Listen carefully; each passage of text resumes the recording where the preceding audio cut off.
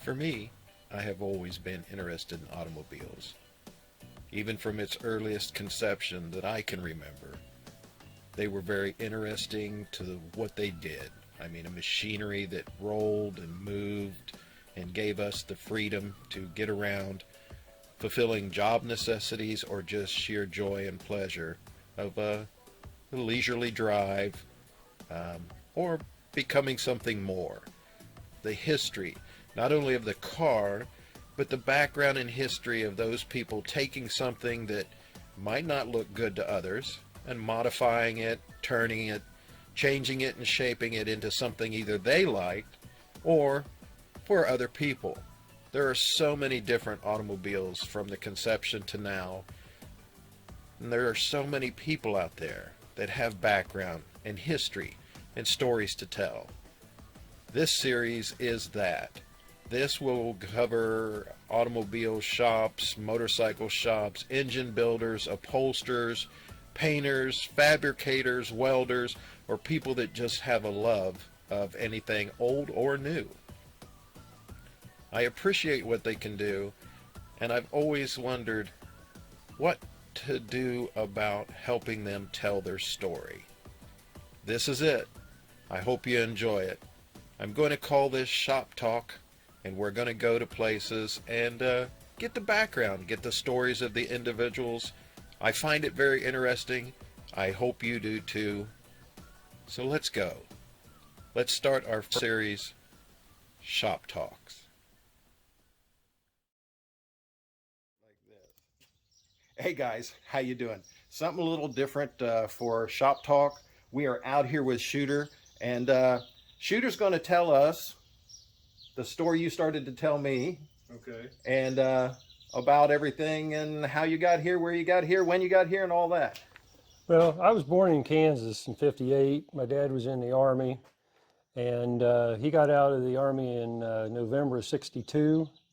And there was a lot of construction work and stuff going on here in Ohio in the early '60s. He was a carpenter. And we moved here, and we moved into the house to the right of us here. And we're located in Xenia, right? Pretty much. Is it mailing address? What's the small town name? Small town name is Yellow Springs. Yeah. Okay. So, but we lived in the one house till I was 10. My parents had the opportunity to buy the property, and so we moved to the house to the left of me here, the old house. And I lived in that house till I was 19. Went in the Air Force.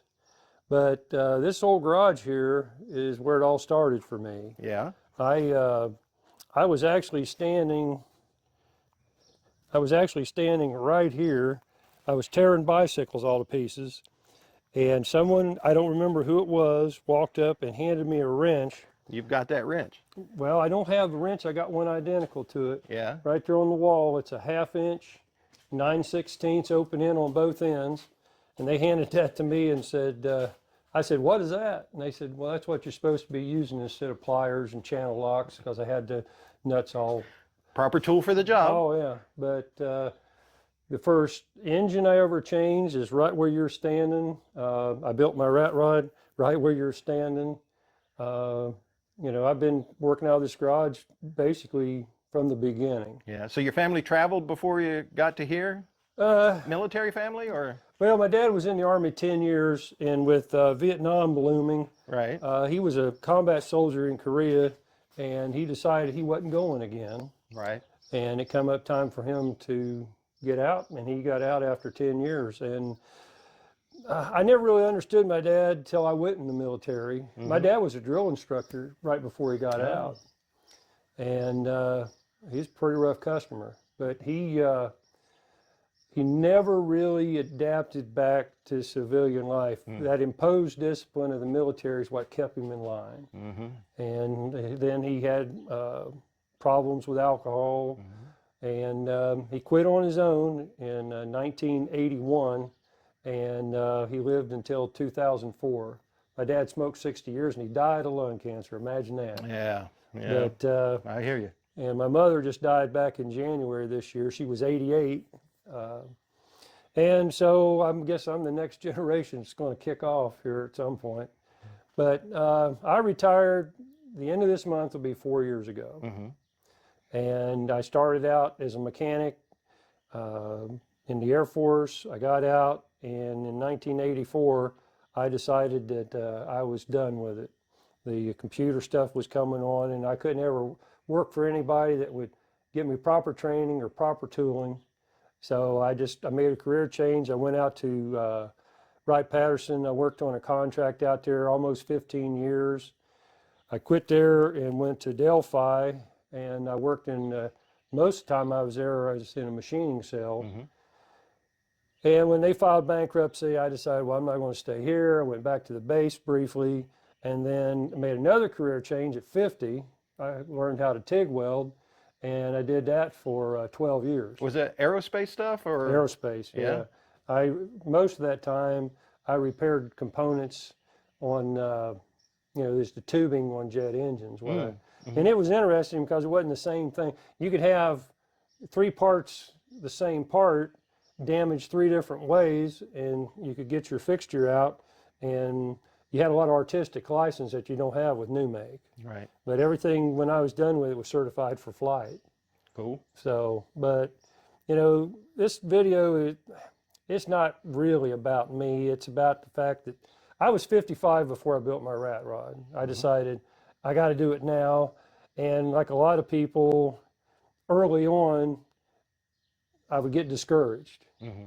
And I've always had cars or projects, and I'd go a certain distance on them, and I'd get frustrated. And then I got off into the shooting sports. Mm-hmm. And did pretty well at that. Won several championships. Handheld rifle, pistols? Cowboy action. Oh, I may have seen you someplace because we used to follow that a lot. Okay, well. Were you in Nevada? Did you go out for the Nevada, Arizona thing? No. Okay. No, I went to End of Trail in '98. I placed 17th out of 500. And then I went to Iowa, won the NCAL national match. And then here in Ohio, I won the state championship. I was top shooter. What year? 98. 98? Yep. And so I got off into that, and basically I retired from that the same year my dad passed, 2004. And but after I built the rat rod, I built it for 2 reasons. I built it to show people I could do it and show people that they could do it. Mm-hmm. And I don't have any CNC equipment. I don't have a frame jig, or anything like that. I've got drill press, hand drill, 4.5-inch grinder. I've got my MIG welder over here. Yeah, I got to tell you, this looks just like my shop at home. That bad, actually this you can walk in. Ours, you cannot walk in. Dad, as the years went on, Dad got, as it is, and we just used it for storage. And now, so all of my Volkswagen motor blocks, all my specialty tools, all that stuff, who knows where it is? Oh, okay. But you're at least yours you can see. Well, it's been a lot worse, and it's actually been a little bit cleaner. I put the shelving in back in probably in the 90s.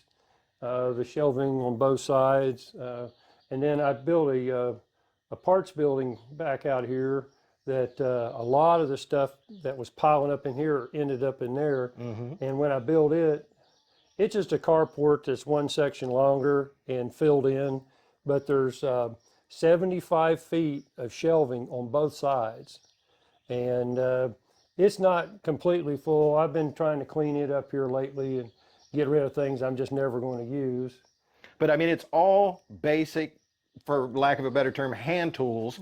Nothing, nothing. The highest electronic thing you got is probably the welder. Right.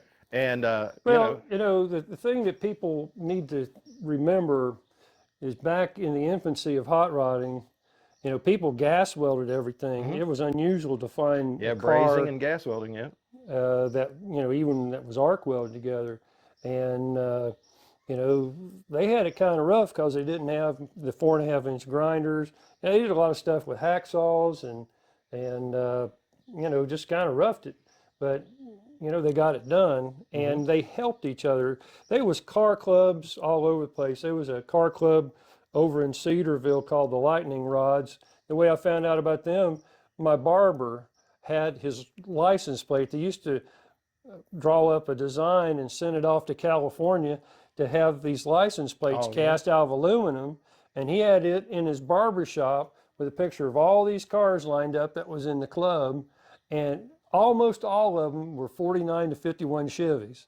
There was one guy had a shoebox Ford, and another guy, the real weirdo, was a guy who had a 39 Plymouth Coupe.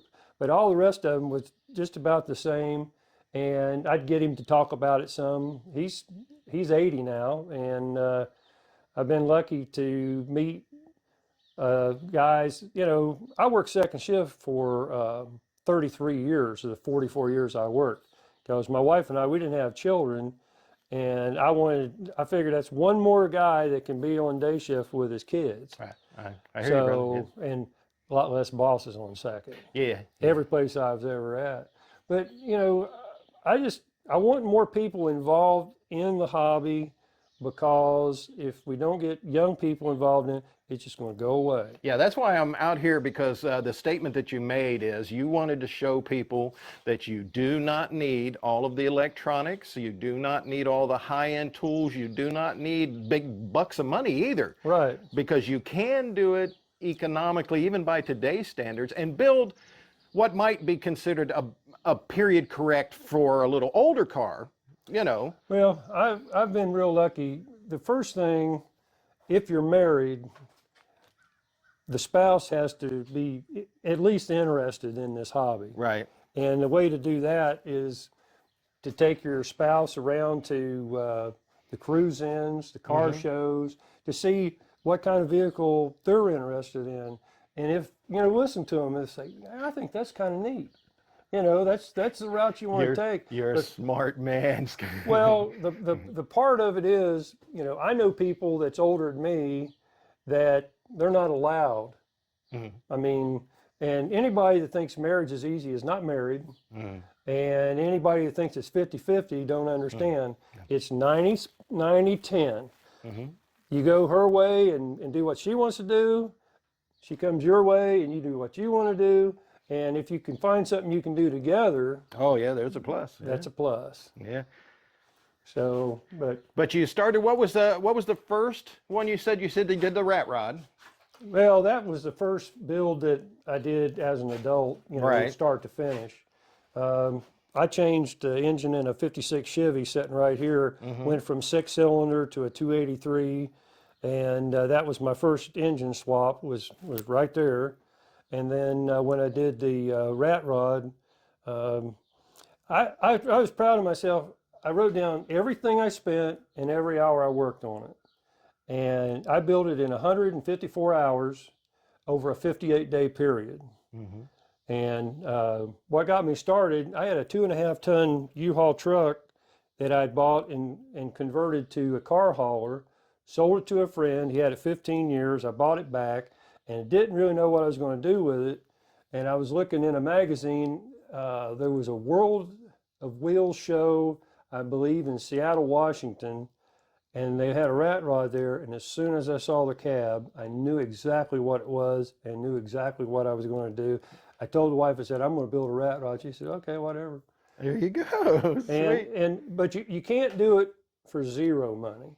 No. You know, I had the cab, I had the engine, the transmission, the rear end, the front end, the steering box, the seat, and it still cost me about $3,000 to build it. Yeah. But all new brakes, you know, new wheels and tires, and you know, I've had it now 11 years. Right. And in the movie, Two Lane Blacktop, Right. the character GTO, you know, talks about these satisfactions are permanent. Right. And I get the most joy out of driving it down the road because I know I built the thing. Yep. Blood, sweat, and tears in it. Yep. And if you want to go out and Yeah, we'll go out. I just like to look around a little bit more here, and you point out some things, and you tell me about them. But yeah, we're going to go out and get shots of all that and stuff. What do we got here? You know, I gravitated over here and stuff. So well, this is a 355 cubic inch small block Chevy. I bought it off a friend of mine, and it had a single 4-barrel on it. He had never heard it run. He had bought it from a friend or traded and got it. And I always wanted a small block Chevy with 3 deuces on it. Right. And my flathead has got a pair of these 9 Super 7 Right. Strombergs. Yeah. And I'm real happy with it. And I just happened to catch this intake on sale. And I bought it. And after I bought that engine and made sure it ran good, I thought, that's where it's going. Right. And now, right now, the fuel log's just laying on the valve cover. But, Right. But I don't even know what it's going to go in yet. Yeah, I've tried to. Sometimes people tell me that a lot of times they're having trouble with their tricarb setup or their extra 4s or even the 3.4s that they put on some of those crazy motors and stuff from the Fords. But how I see you got it set up here, how your primary feed it is the center feed that goes to your carb, and then equal length on the other side. I've seen guys come in at the front, and first one gets feed, second one and they run crazy. Yeah. And my experience with motorcycles and Volkswagens is to make sure that you have equal length feeds in and equal length exhaust out, or they will go crazy on multi-carbs. Yeah. Well, that one, that setup there, that center carburetor is the only one that has a choke and an idle mixture screws. The ones on both sides of it do not have those in it. Right. Because we ran the multi-carb Deltros, the multi-carb Strombergs and stuff, like on the Triumphs and on the Volkswagens. We swapped over a lot of parts from a lot of their 4-cylinder motors, European motors and stuff. And that nobody could ever get them running. I'm going, it's pretty straightforward. If you don't feed equally, you're not going to run equally. If you don't exhaust equally, you're not going to run equally and stuff. But I'm just amazed on how sometimes people get caught up. And that's one thing that caught my eye, and I really appreciate someone else knowing that it's a simple thing, but it will make a big world difference if you're trying to tune something. But yeah, that's a 355. This here is a 383 stroker motor. I bought a truck that had that engine and the transmission that's actually in one of the cars we'll look at later. Yeah. And this is a 350, that's a GM crate motor I took out of an old van, and it's got a quadrajet on it that isn't quite right, but it's a very, very solid engine. So I'm going to clean it up, probably change There's 4-bolt mains in that one, right? Oh, yeah. Yeah. And then hidden behind there, there's another 4-bolt main 350. Oh, yeah. So, but I'm primarily a Chevrolet guy. I always have been. Yeah, that's where. Well, when I met you out to Hot Dogs and stuff out that time, I'd seen you out before. I'd seen the coupe that Richard now has and stuff. The sedan. The sedan. The sedan. I'd seen it before, and I saw the shooter's garage on it. And everything. Then when I met you out there, Hot Dogs, and talked to you and stuff, I thought, well, Hot Dogs likes a Chevy too. He'll take everything and anything and put a Chevy motor in it. But that's kind of primarily what a lot of them did back in the day because of partsability and dependability, kind of, or at least ease of build. Right. Well, the 350 Chevy engine, they've only made 11 million of them. Yeah. And they put them in everything from small cars to big trucks. And if you keep the oil changed in them, now they had some issues with soft cams but basically they built that engine from 55. The last year they actually put it in anything was 2005. They put it in some cargo vans, and you could take the last one ever built and it'll bolt in a 55 Chevy. And they changed the rear main seal and the fuel pump in 87, I think. But every small block Chevy is basically a board and stroke 265. People get caught up on cubic inches. The 305 gets a lot of run down. 305 or 307 both. But you can make them run. They're not going to run like a 350 or a stroker motor.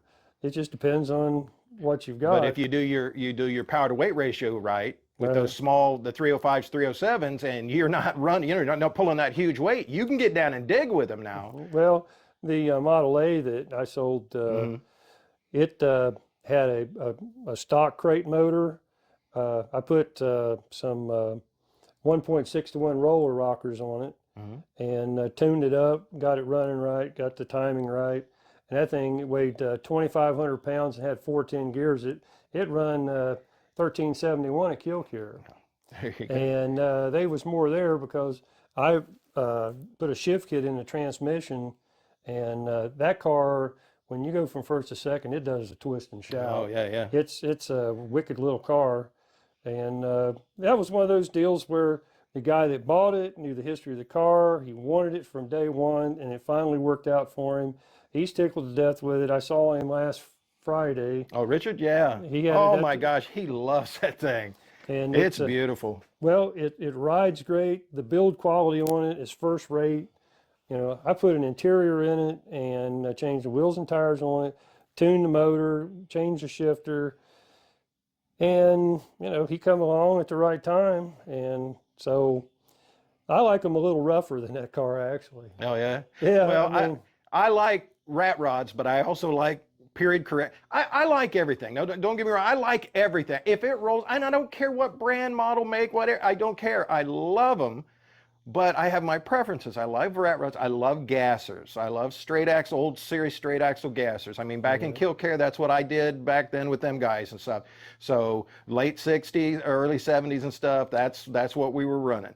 And I just love them, but the little foreign cars, I love the quirky little four-cylinder foreign cars and what they did to them for road rallies and racing and stuff. They were just awesome. I would rather see somebody build what I call a fast and frustrated car than to worry about, you know, how to go to the next level on some video game. Yeah. You know, you're not going to build up any muscle. You're not going to build up any hand skills or coordination.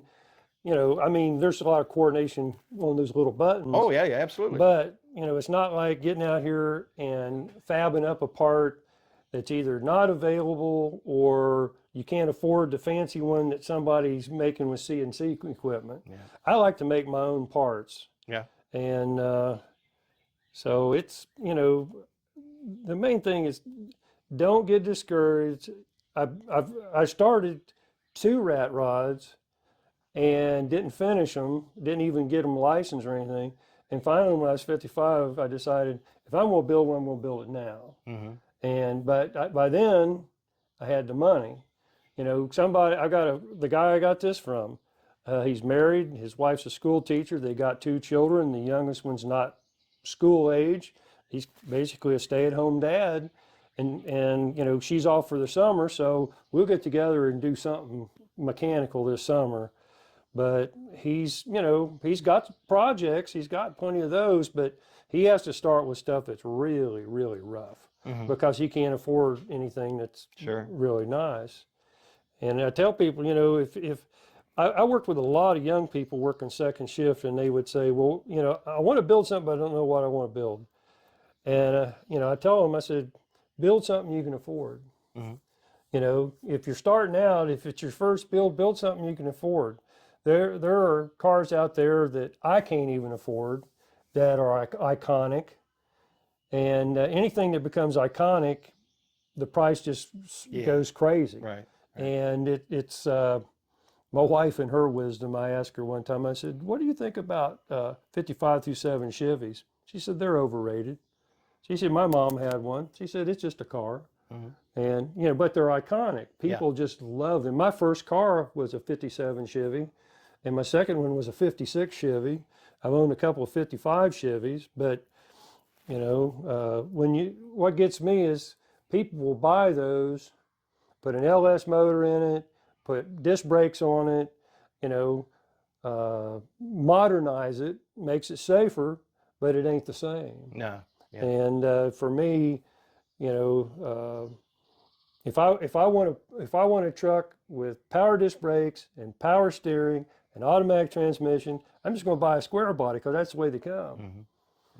So I'm not knocking, and people build your cars any way you want, but that's just me. That's Always what your preference. That's why I tell them. Everybody always asks me, what was my favorite one at a show, or what do you like out here and stuff. And then I'll pick a Studebaker or something like that and whatever. And they go, really? And I go, well, you asked me what I liked. I'm not saying anything else is bad. It's just, dude, I look at those old AMCs, so all the old Ramblers, Studies, and some of those things. I look at those and I just, man, those are awesome. But I remember them taking the Studies and the Willies and everything like that and making gassers out of them. So again, in my head, that's what I like. Absolutely.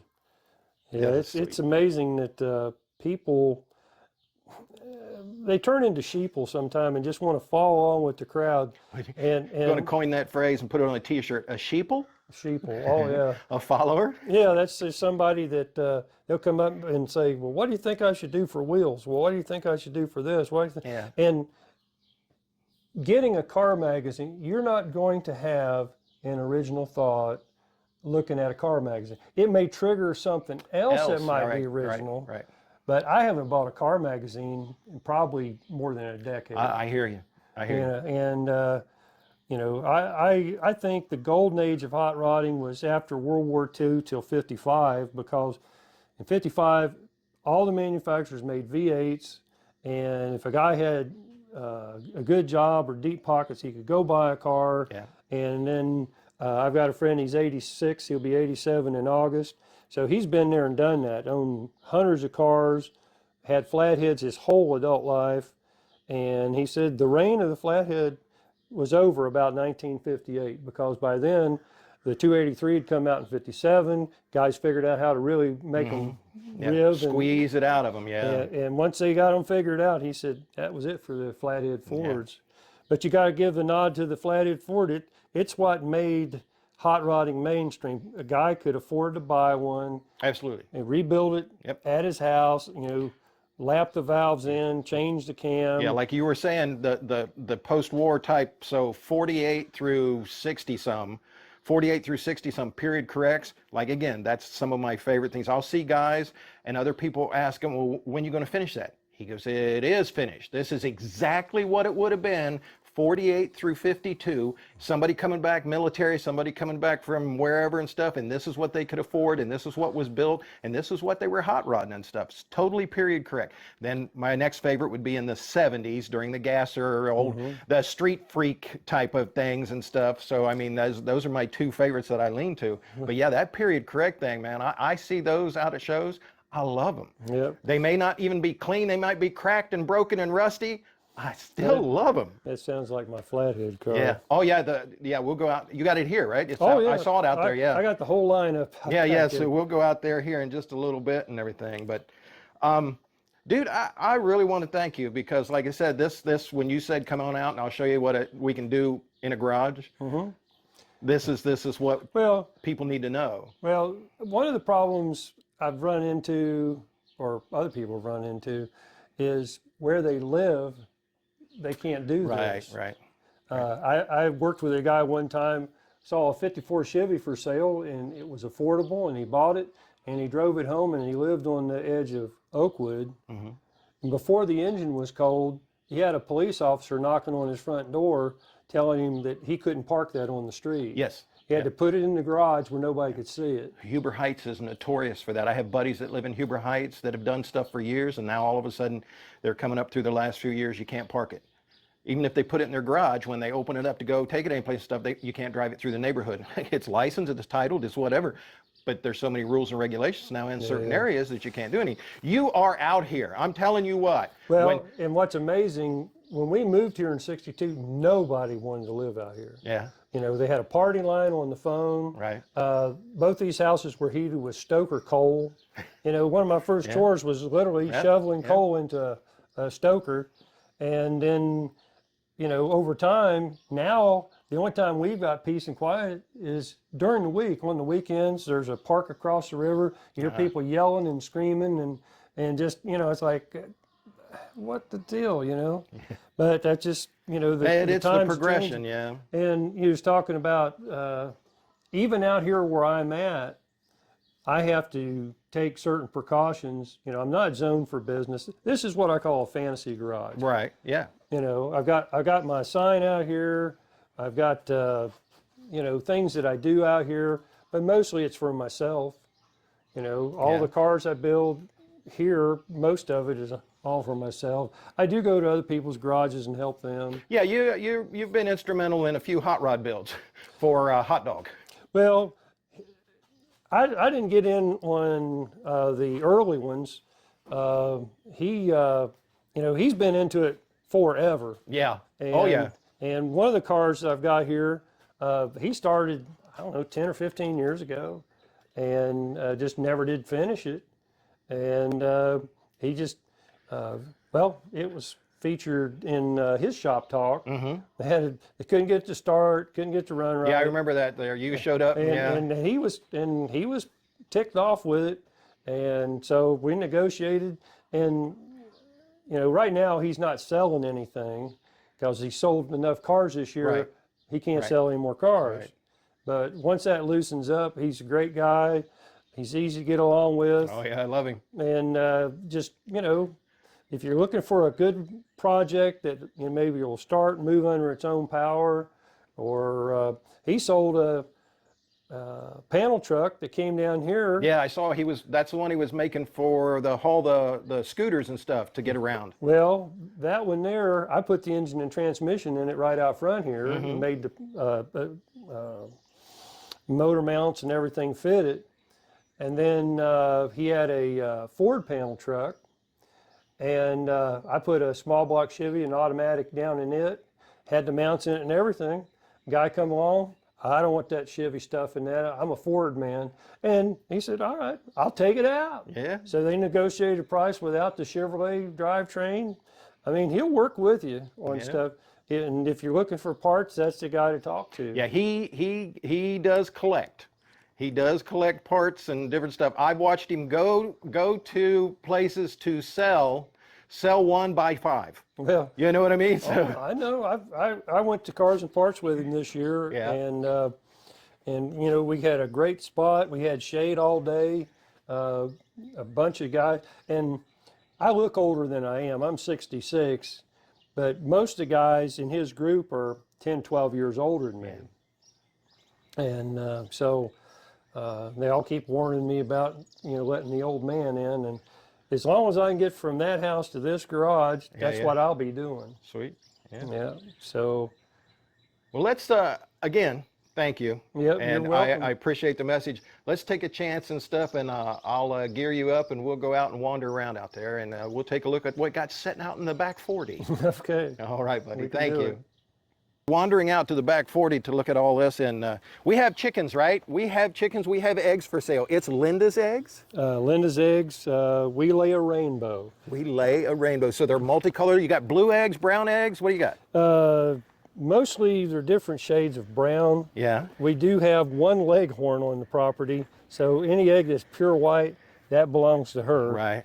And then we have some cream leg bars, which will lay a real, just a tinted blue. Yeah, yeah. And I think we've got 11 different breeds here. Sweet. And we got about 35 different chickens. They're running everywhere. When I pulled in, I phoned him and let him know I was here. And I pulled in. I said, I was just out here having a conversation. Take your time. The chickens were just loving it. Yeah.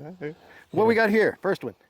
This is my 1983 Chevy shop truck. This is not something somebody patinaed and claims as a shop truck. It earned every one of those, huh? Yep. And it's hauled a lot of different engines, transmissions, parts of all kinds.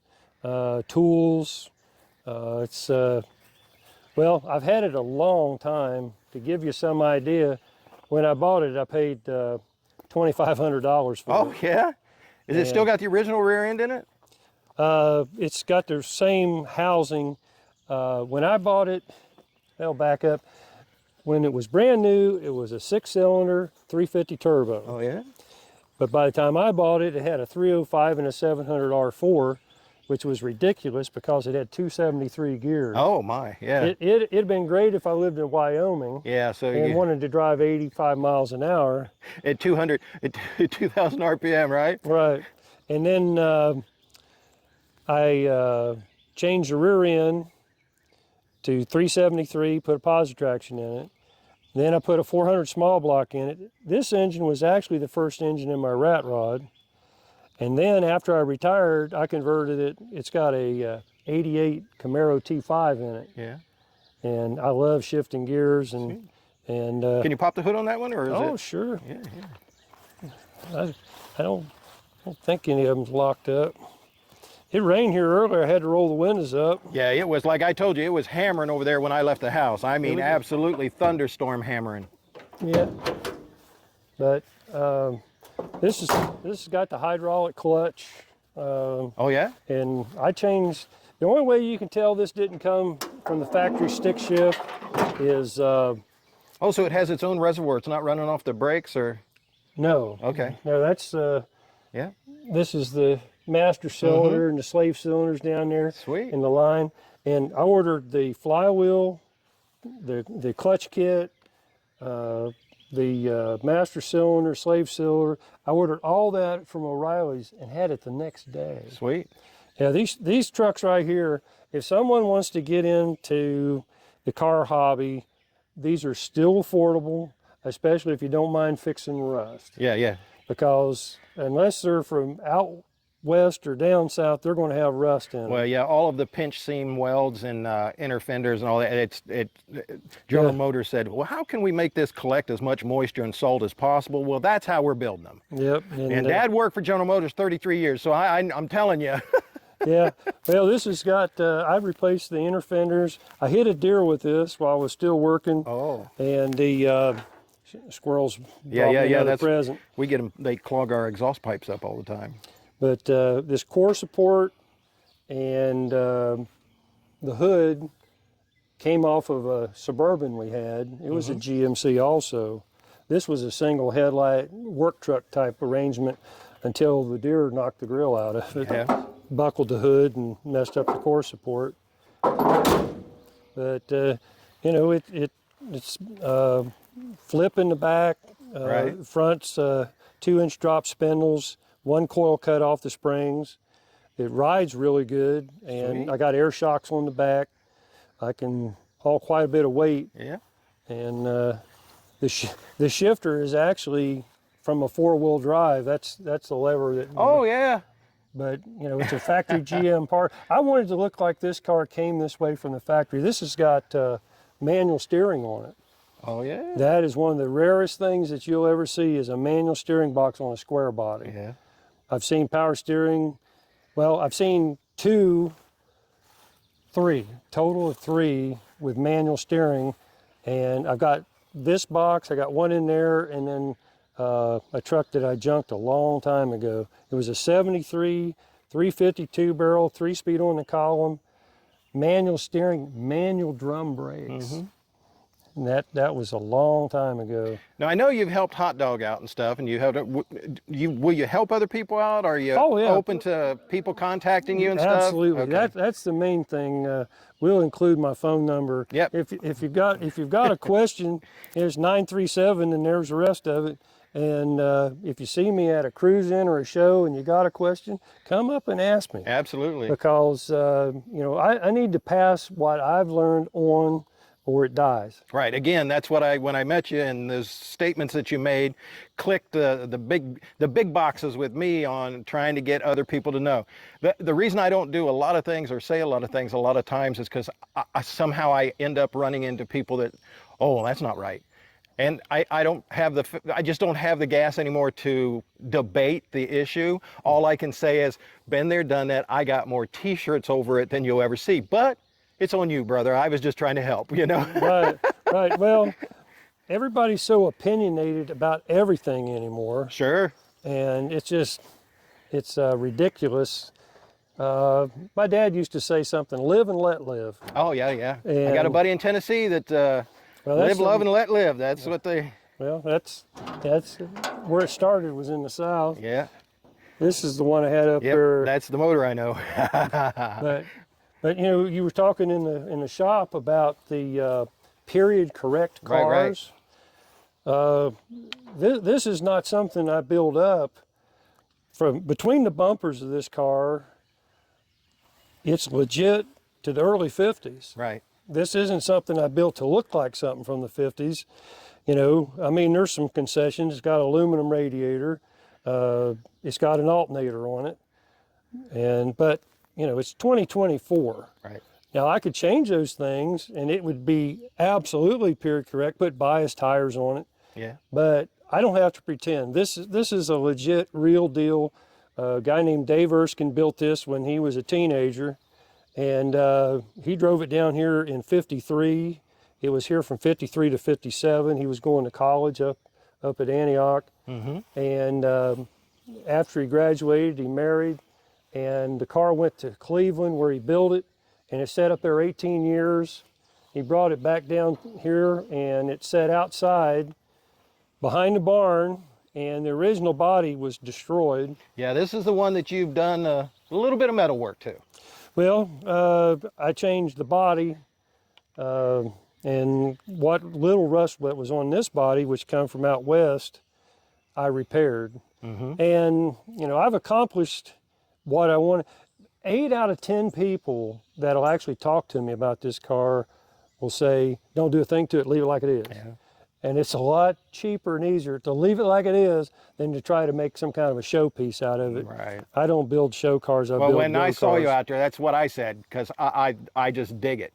It has a story, you have a story on it, but it has a story its own to tell Right. on every part and piece. Even though it may not be the exact original part or piece, Right. it's still from that era, from that period, and it has so much to say. The fellow that built it died before I knew about the car. And that's the one thing I regret. I've talked to his widow. Yeah. I've talked to a guy that was his roommate at the college. The guy was actually in Puerto Rico, and I was talking to him on the phone. His wife is Puerto Rican, and their family has tons of money. Right. So he goes to Puerto Rico for the winter, every winter. Skip Florida, we're just going to Puerto Rico. I'm just going to go to Puerto Rico. There you go. And I got that seat covered up because it was raining. But it's coming along, and it's wonderful to drive. It's got a 2-speed differential in it. Right. 2,000 RPM at 60. I can get out on 70 and run with traffic. It's, even with 2 carburetors, it is fantastic on gas. Every time I fill it up, I'm surprised how little it takes to fill it. And the ride is so much better. We talked about that. The way that the dispersal of weight in this type of car is made just to stick down on the road and go. Yep. That's why they run a lot of moonshine and stuff. That's Well, why. you know, this car here, if I added a spring in the back and cut the supports out from under the, what do they call that, package tray back there, if I cut those out and put a bucket seat in, a single bucket seat, you know, I could tell people this is a moonshine car, but I don't lie about stuff. Yeah, I mean, I know the true history, and, Right. and the only thing that I verify, everybody that's connected with this car is 80 or older. So some of their testimony contradicts in some ways, but That's a I memory. just go by the preponderance of the Right, evidence. Right. That's just a memory skew. Trust me, it Oh, happens. yeah. Well, yeah. And the guy I bought the car from was a friend with Dave Erskine. Oh, yeah? And he's the true hero because he hung on to this car when Dave Erskine was going to throw it away, just because he knew it had a Columbia 2-speed rear end in it, Yeah. and held on to it. It sat at the end of this road for 15 years. I didn't know it was in the building up there. And, you know, I'd give anything to have met Dave Erskine and hear some stories. Sure. Because his friend, Henry Rogers, said they used to go to Cleveland where he grew up on the weekends and drag race people in this old flathead. And he would beat people and they'd want to see the engine, and he'd pop the hood and they'd just hang their heads. You know, I mean, it's just, it was a sneaky car. He spent nothing on the exterior. Yeah. I mean, it looked about this bad when he was driving it. And it's, Yeah, it is sweet, though. I like it. yeah. I like it. What we got here? Well, this is the one I bought from Hot Dog. Uh-huh. He was upset with it, and we negotiated, and to give you an idea of what a wonderful guy he is, I actually sold him the wheels and tires back because he really, really liked them. Yeah. I sold him the transmission back because he wanted an overdrive transmission, which I didn't want. And he wanted, let's see, what else? Oh, the original seats, which Yeah. I didn't want to fool with. So I sold that stuff back to him. And the transmission in this is a 350 turbo that's that's built up pretty good.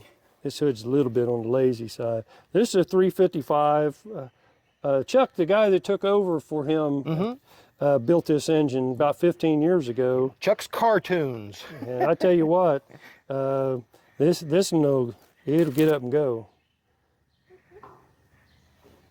Yeah, this is the one. Yeah, because it wasn't happy that day. No, It was not wasn't. happy that day. No, I've got it where it fires up on the first crank, and Sweet. it I've worked on it well ever since I got it, and I still got other things I'll end up doing to it. But this is the cars I like. Right. I can drive these anywhere, park them anywhere. I don't have to worry about Yeah. birds dive bombing them Yeah. or some kid touching them.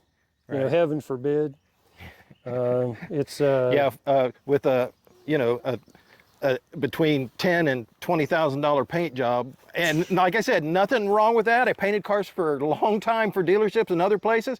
I did a lot of different things. I had my own prep shop, because what I found with most people that paint their cars, they don't do the proper prep work. Right. If you don't prep it, everything that you don't do will show up on the final end. And I just used to cringe over it. Now I don't even wash a car anymore. yeah. I'm done with all that. But I mean, I understand it. I appreciate it. My hat's off to show car people. Yeah. It takes a tremendous amount of money and time and effort Absolutely. just to make them look like they do. But the difference for me from a show car to this is my version of a rat rod. A show car is like somebody's wife. You can look, but if you touch, somebody's going to lose their mind. Right. You're going to get in a fight. This is like a dog. Yeah. Everybody wants to come up and pat it and sit on it. And I had a guy, he was a photographer. He had a gal, she was all dressed up with the makeup and everything. Sure. And he said, could she lay on the front seat? I said, well, there ain't nobody on top of her. Yeah. He said, oh, no. I was just kidding him, but she was all sprawled out in there, and he was taking pictures. And Yeah. That's another group of people that I love, but they have their own ways as professional photographers. And I'm not saying anything bad, so don't anybody get all bent out of shape. What I'm saying is my opinion and what I've seen. They lose their mind because they are paying their models under contract, and they don't really want you taking pictures because it's money out of their pocket. Right. And I totally understand that. But when you're at a car show and I see a car with somebody around it, I'm going to take a picture. Right. I apologize if you get all bent out of shape about that, but I'm still going to do it. yeah. But yeah, I love this. This is sweet. Well, I built this, like I said, I built it in 154 hours over a 58-day period, and took it for the maiden drive the night before the car show we had at work. Yeah. Lena used to have a car show, had it for years, and if you brought your car in to show it, you could stay with your car most of the day. And but this is a 2-inch by 4-inch frame. The frame is a lot like a tea bucket, the shape of it. It's just, everything's bigger. Yeah, it's got a slight Z to it. Yeah, it kicks up right behind the cab about 10 inches, I think. It's been a while. Front axle's 52 forward. I widened it 8 inches so that the tires would be out where they should be. Right. The rear end is 85 Ram Charger, same bolt pattern as the front. It's positive traction, 325 gears. It's got a balanced 406. The engine was built by Alton James Speed Shop about 20 years ago. But it's still nice and tight. I went through and checked everything, put new timing gear and chain in it, and new oil pump. This thing's got like 60 pounds of oil pressure going down the road. I wouldn't be afraid to go anywhere in this, any direction. And it's geared, I ran a 1367 with it, and that's before I put this transmission. This transmission's out of a motorhome, and it's built up, and it's got a 3500 stall converter in it. Yeah. So it launches harder, so I don't know how much faster it'd be, but it's still running the 13 somewhere.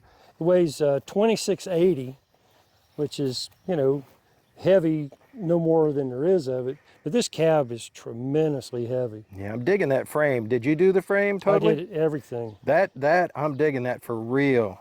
Every weld on this is mine. There's none of them ground down, sanded down, or anything. No, just leave them. Yep. Well, there's an old saying, grinder and paint for the welder you ain't. Yeah. And Yeah, I can tell you right now, those are decent welds, brother. thank you. Those are decent welds and stuff. Well, the charge tubes on all those the engines and stuff you send into space, they had to be right, or Oh, yeah. that's a hell of a lot of pressure. Well, that's TIG welding. I did this with the MIG welder. Oh, yeah? Yep. And, you know, designed everything myself, built everything. I just switched it over to coilovers in the back this year. Oh, yeah? And it was regular shocks and some coil springs, and I never could get the right springs. They wanted to pack up, stack up, ride really rough. I need to get some lighter coils in it because You can get a set of progressives and dial them in how you want, you know what I mean? Just well, this has got a lot of adjustment, but I can't adjust the spring rate. I can adjust the height, right. but yeah, I need, these are 300 pound, and I probably ought to have 150 or 200 pound. I didn't know nothing about coilovers. That Model A I had, it had coilovers, and it rode beautifully. Now, we used to use like Moogs, the Moog springs, and you could get, if I remember correctly, you could get 2 inches of soft travel and 2 to 4 inches of stiff travel. Huh. So if it started to wheel hop and you could get it to squat down and compress that 2 inch, it would kill your wheel hop because then everything sticks to the ground. You get all that weight transfer. But I mean, I don't know what they make now. Honestly, like you said, I don't pay attention to the magazines anymore and stuff. All I remember is the stuff from late 60s to mid 70s. And to me, it worked. Unless you go like all the off-road Volkswagen stuff that I did. And that's a whole different animal. And I love those. But yeah. I've had this several places, and I could see the gleam in somebody's eye. Oh, yeah. And I said, you know, the main thing, find you a cab with a title. Yeah. Oh, yeah. And then, you know, start gathering up your parts, but mock the thing up, get the proportions right. That's the thing. And rat rod is the most misused term that there is. This was built out of parts. If this was a 63 Ford truck and somebody just took the fenders off of it and called it a rat rod, it's not a rat rod. It's a rough rod. Yeah. That's a phrase I coined. It's a rough rod. That's like my blue truck down there. Right. You know, somebody'd say, "Oh, you're rat rodding it?" I said, "No, I'm just not going to paint it." Yeah. And it's like any of these, they say rat rod. I said, "No, I've got a rat rod. I can show you what a rat rod is." Right. Right. But you know, I've got a rat rod, street rod, hot rod, Right. and shop truck. And so I got it all covered, and I've just been blessed with incredibly good health, and just, you know, I'm just living the dream now. Oh, sweet. Yeah. But, you know, if anybody's got questions, I am a deep well of free advice. There you go. And, You may not like it well, when I tell you, but you ask, right? well, I mean, I don't want to steer anybody down Right. the wrong path, and I don't want to discourage them, especially if they're coming up with something that's new. Right. But with vehicles, it's pretty basic formula. Right wheels and tires, the right stance, you're good. I don't care how rough it is, you're good. So, I got chickens running everywhere out here. I know. Look at him. How you doing, sweetheart? Yeah, it's old cagey there. Yeah. You know each one by name? We haven't named every single one of them, but we had 3 of those. We had 3 black Astrolorps. Yeah. We had Mammy, Cagey, and Broody. And Mammy was the finest hen we ever had here. She raised 3 different broods, Oh, yeah, hatched the chicks out, took good care of them. But she died this year. I mean, chickens, an 8-year-old chicken is an old chicken. Yeah. And we've got a couple here that are that One of the old. rules on the farm is you don't name them, Well, that's Wild Thing, and she's about 8 years old. because if you name them, Then they're pets. they could be dinner. You never make pets and stuff. Yeah, well, we've named them, and most of, But these are all laying hens. I mean, you're not. Yeah, you're not gonna. well, chickens, if you're going to raise chickens for meat, you got to be ruthless and kill them when they're extremely Yeah, young. they get kind of. They get tough. Yeah, kind of like groundhogs. You got to eat the ones in the first 6 months, because if you don't, they're Yep. not very big. But if you don't, it is nothing but tough meat, brother. Yeah, and greasy too. Yeah, I love it. They slide down easy. Yeah. All right. Do me a favor, brother. Yep. Stand right over there.